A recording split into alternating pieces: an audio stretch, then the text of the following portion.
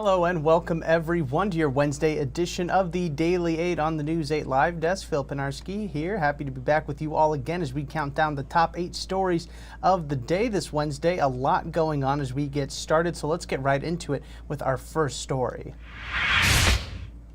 A person died after a vehicle caught on fire in a Kentwood parking lot last night. That is according to the Kentwood Police Department. Officers there were called to a parking lot at the corner of 28th Street Southeast and Radcliffe Avenue just after 7 p.m. There they discovered the vehicle on fire with a male subject inside.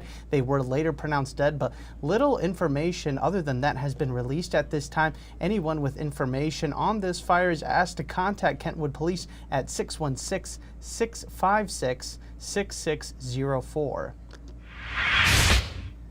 And as the wildfires in the Los Angeles area, continue to burn, one resident and former News 8 reporter spoke with us about her experience in the area. Angie Crouch, who has since retired as a journalist, has had to be evacuated twice since the fires first broke out more than a week ago. She did say that her home hasn't been touched by the fires, but that the wind forced her to get out of the area. Crouch also talked about the response she's seen from organizations and the community. She has even teamed up with Connecting a Caring Community, a local organization there, to help out those who have been impacted. If you would like to help those dealing with the wildfires, our parent company Nexstar has partnered with the American Red Cross again to do just that. We've got links for you to help out up on woodtv.com.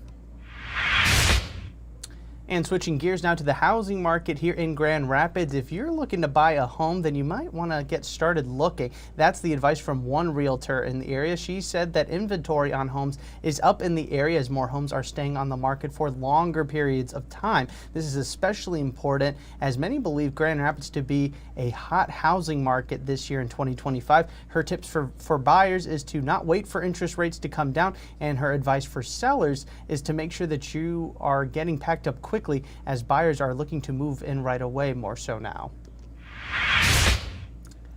And it's been 2 weeks since newly elected Grand Rapids Mayor David LaGrand began his term, and last night marked his first city commission meeting in that role. The meeting was actually the first for a lot of new faces in leadership for the city. Some items that were passed include LaGrand's new appointments and also a resolution to give the mayor a $700 car allowance instead of a city-owned vehicle. Another important item that was approved was the hiring of a new victim services manager for the police department. This person would work with the department in helping victims and would not be an officer, but someone who is trained in that field. This would be the third victim service manager for GRPD.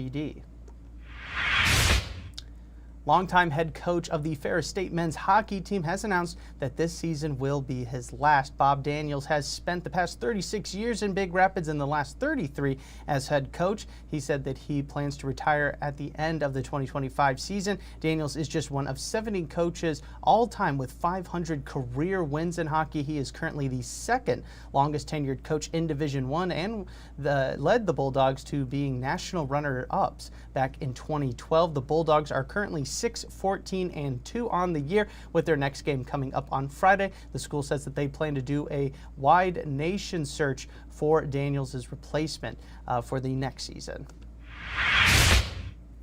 And we're still a few months away from the return of Laugh Fest to Grand Rapids, but the planning for it is already underway. The comedy festival, run by Gilda's Club, will be held from March 5th to the 9th, and a full lineup of performers will be announced next week. In the meantime, though, the festival is looking to find as many volunteers as possible to make sure that the event goes off without a hitch. Volunteers will be in charge of ushering guests, collecting donations, and tickets and transportation. If you're looking to help out, you can find out how to volunteer for Laugh Fest inside our story on woodtv.com. Let's step aside now and get you a look at your forecast. Here is Storm Team 8 meteorologist Matt Kirkwood.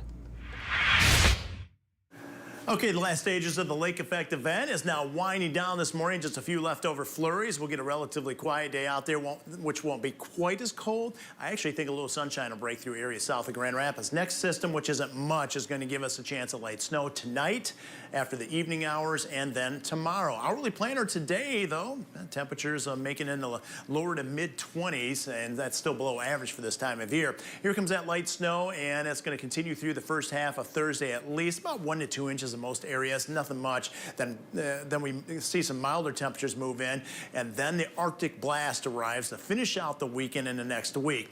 So good pack and snow heading away, it looks like, on Friday, with a little bit of sunshine, probably the quieter day of the 8-day forecast. And then an Arctic cold front moves through on Saturday. Could see some snow out of, especially south of Grand Rapids. Then the lake effect component kicks in as that surge of Arctic air takes hold across the Great Lakes.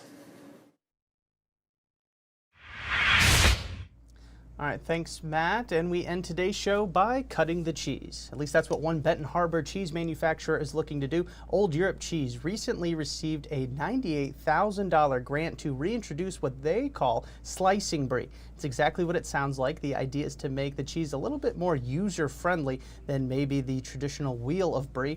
The hope is for people to learn to appreciate the brie and find new ways to incorporate it in different foods and recipes. Restaurants can now also use it to cut down on costs as well. The slicing brie is planned to be available sometime this summer. All right, that is going to do it for us today on the Daily 8. I want to thank everybody so much for tuning in. As a reminder, we will be, of course, back again tomorrow with 8 more stories that you need to know for your Thursday. We hope to see you then. I'm Phil Pinarski, and we hope you all have a great rest of your day as well.